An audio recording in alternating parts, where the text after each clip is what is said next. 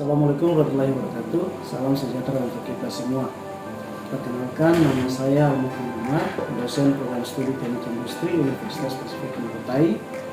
Spesialis saya mengajar mata kuliah kimia industri dengan bobot 2 SKS. Selanjutnya pada kesempatan ini saya akan menjelaskan teknik pengajaran saya, di mana teknik pengajaran saya adalah direct interaction atau interaksi langsung. Di mana saya juga akan menjelaskan, menguraikan deskripsi mata kuliah dan capaian pembelajaran mata kuliah. Kemudian dalam capaian pembelajaran mata kuliah ini, mahasiswa mampu menjelaskan proses industri kimia dan konsep kimia industri serta aplikasinya terhadap ilmu teknik industri secara individu maupun bekerja dalam tim, serta memiliki etika dan tanggung jawab profesi yang menunjukkan sikap religius. Selanjutnya saya akan menyampaikan teknik pengajaran saya menggunakan metode direct interaction yang sudah disampaikan tadi. Metode ini ada 3 yang saya akan mencoba menjelaskan. Pertama, ceramah, diskusi, dan tanya jawab, sehingga dapat membantu mahasiswa dalam mempelajari konsep dasar untuk memperoleh informasi yang dapat diajarkan, di mana selangkah demi selangkah. Selain itu juga dalam pengajaran saya ini melalui 4 fase, di mana fase pertama adalah menjelaskan tentang tujuan, fase kedua itu pemahaman materi yang akan diajarkan, fase ketiga itu mengecek pemahaman dan memberikan umpan balik dalam perkuliahan. Sementara yang terakhir, yang keempat adalah memberikan latihan secara mandiri. Demikian, selanjutnya saya akan menyampaikan proses perkuliahan atau pengajaran saya untuk mata kuliah kimia industri. Terima kasih.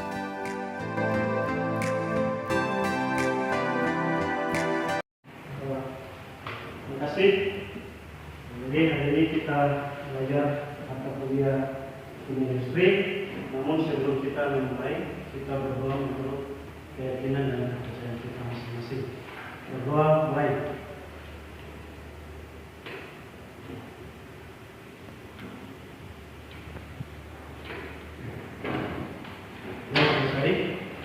Assalamualaikum warahmatullahi wabarakatuh. Hari ini kita belajar mata kuliah tentang kimia industri. Di mana kimia industri ini ada 16 kali pertemuan dengan 7 pokok pembahasan. 16 kali pertemuan dengan 7 pokok pembahasan.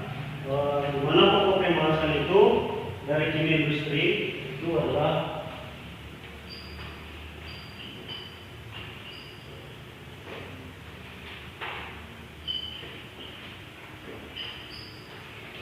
satu, yang pertama sekali itu adalah tentang perkembangan industri kimia dan hubungannya dengan aspek kehidupan manusia. Yang kedua itu tentang aspek keselamatan industri kimia dan pencegahannya.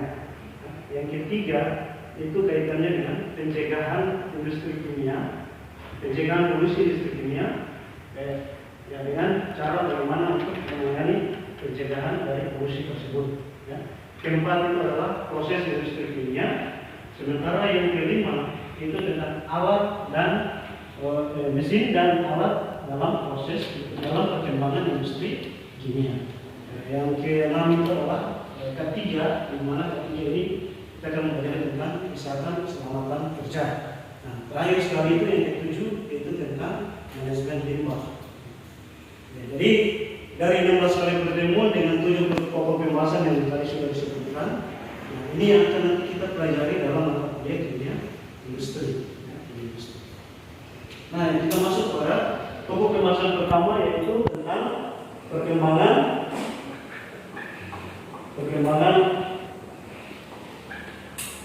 industri kimia ya. Perkembangan industri kimia. Namun sebelumnya ada yang tahu tentang apa itu kimia industri? Ada yang tahu tentang pengertian kimia industri? Jadi sedikit saya akan menjelaskan tentang pengertian kimia industri. Bahwa kimia industri itu adalah cabang ilmu kimia yang menerapkan pengetahuannya dalam hal ini pengetahuan kimiawi, terhadap produksi material dan zat kimia dengan sedikit berdampak pada lingkungan. Jadi kimia industri itu kita mempelajari pengetahuan, menerapkan pengetahuan kimiawi pada produksi material dan zat kimia dengan sedikit berdampak pada lingkungan. Itu dari penelitian kimia industri. Jadi ada sedikit berdampak pada lingkungan. Makanya dalam studi pokok pembahasan yang tadi sudah dijelaskan, ada kaitannya bagaimana pencegahan dari polusi dan manajemen limbah.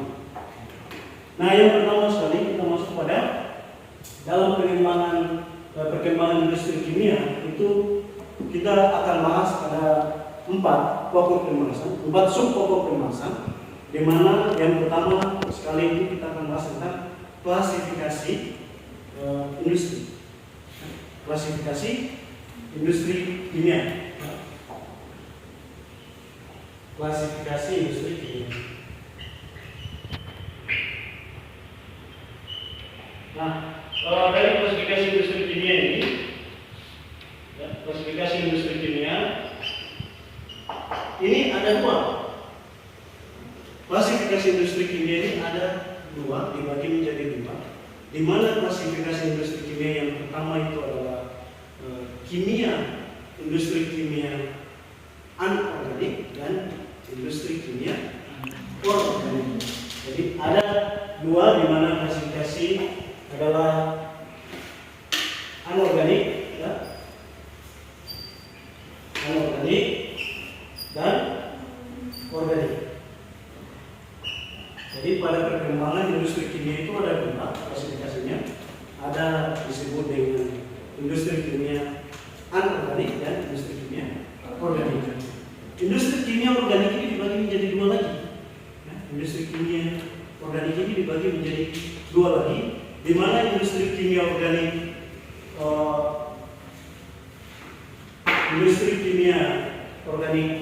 berat dan industri kimia organik ringan. Industri kimia organik berat dan industri kimia organik ringan. Nah, industri kimia organik berat ini, industri kimia organik berat ini masuk dalam kategori industri-industri yang berat. Contohnya yang pertama pada industri produksi minyak bumi. Produksi minyak bumi, ada juga industri polimer, ada juga industri petrokimia, dan ada juga industri yang lain yang berat. Nah, sementara kalau industri organik ringan itu contohnya misalnya pada industri obat-obatan, pestisida, ada juga tentang industri yang lain yang kaitannya dengan industri organik yang lain. Kenapa berat dan kenapa ringan? Itu dilihat dari prosesnya. Kenapa berat dan kenapa ringan itu dilihat dari prosesnya.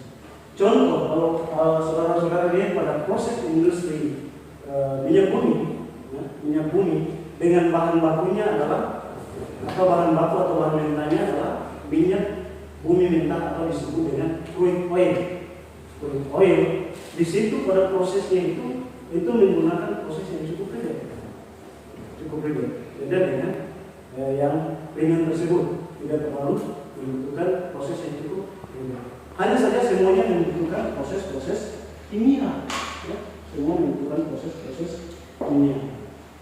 Nah, dari klasifikasi ini, saudara-saudara sudah paham terkait dengan klasifikasi kimia industri. Jadi kimia industri itu ada 2 klasifikasinya ya. Nah, sekarang kita masuk pada bahan baku. Bahan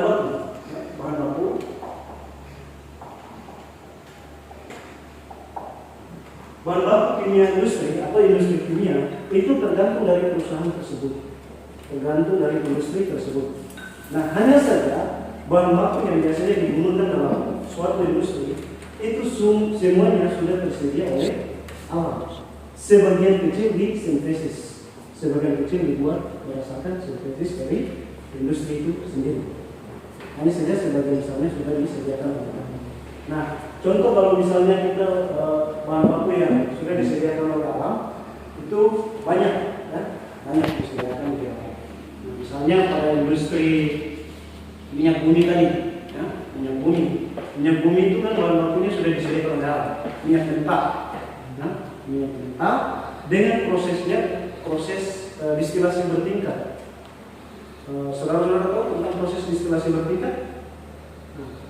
Proses distilasi bertingkat kalau kita orang teknik, ya, masuk di lab itu kan ada contoh yang sangat sederhana kalau di laboratorium itu ada kondensor. Nah, kondensor. Distilasi, proses distilasi yang menggunakan kondensor. Hanya saja kalau di minyak bumi itu prosesnya lebih apa namanya? Sebutnya dari paketnya lebih lengkap. Intinya itu hanya proses skala laboratorium, beda dengan skala industri. Di situ pada proses industri bertingkat itu ada pembagian di mana terletak pada suhu tertentu. Ada suhu sekian menghasilkan produk apa, suhu sekian menghasilkan produk apa.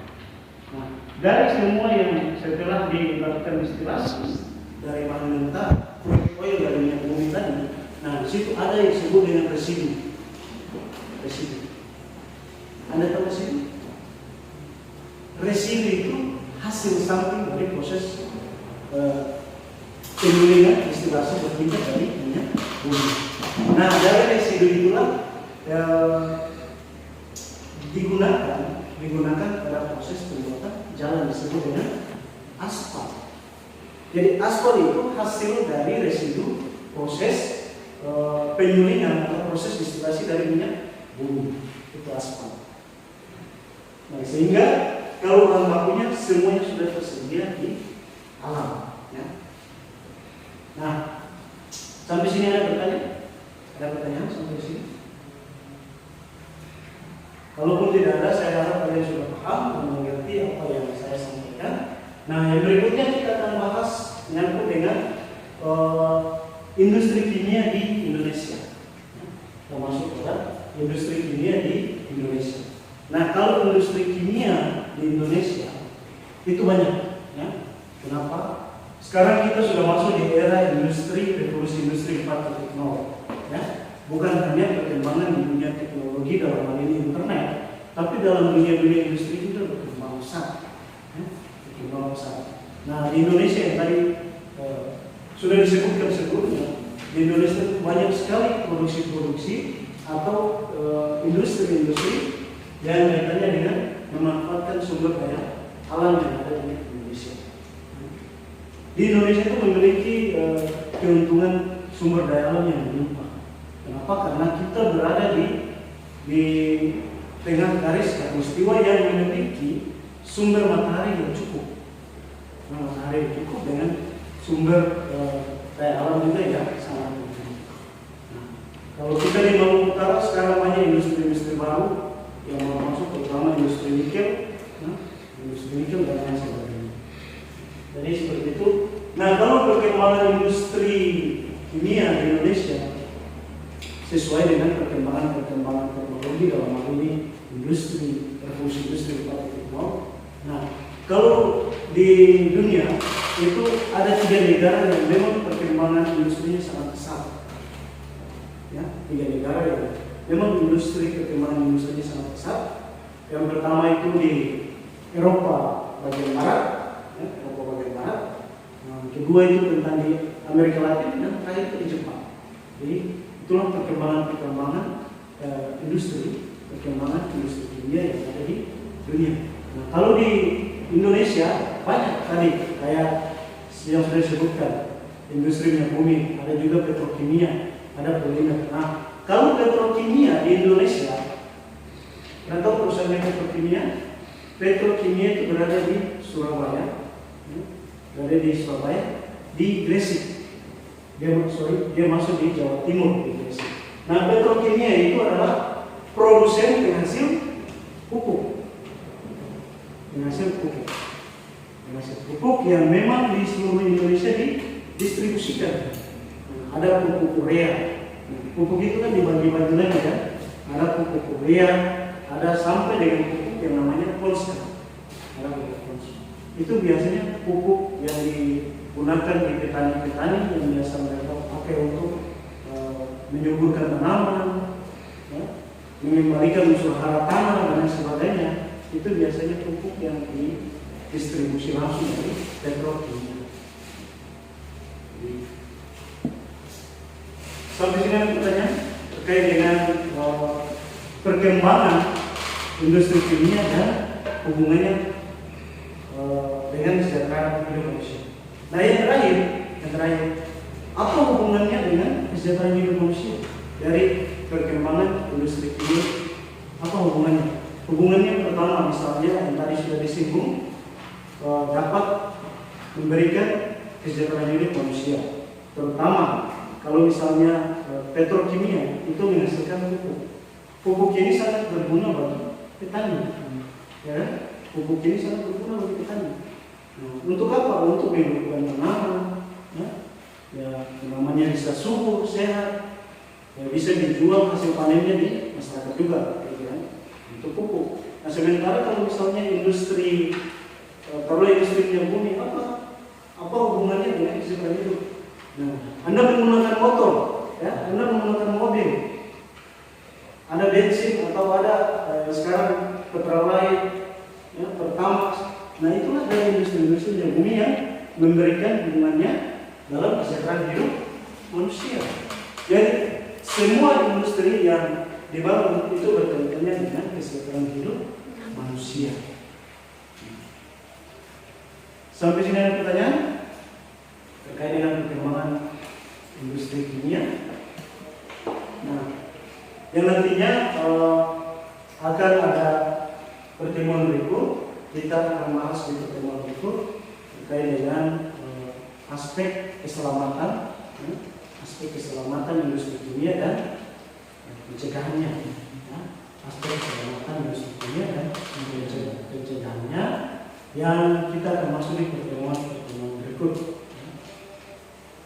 Jadi pertemuan kita kali ini membahas dari klasifikasi industri kimia, bahan baku industri kimia, serta industri kimia yang ada di Indonesia, bahkan di dunia.